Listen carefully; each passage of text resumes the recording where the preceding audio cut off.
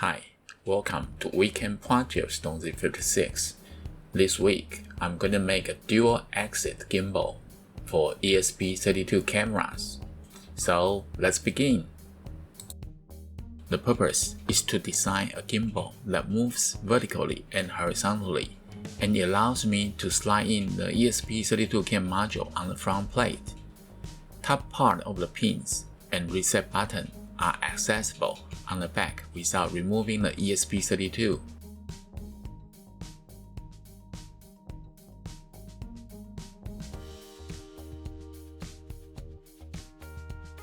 The 3D file was downloaded from Thingiverse.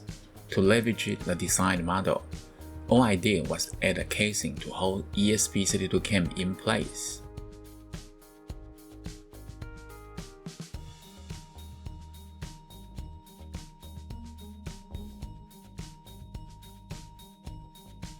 Here are the steps of how I created ESP32-CAM casing holder step by step. The 3D.stl file will be available on Thingiverse soon. I will leave the STL file links in the description below.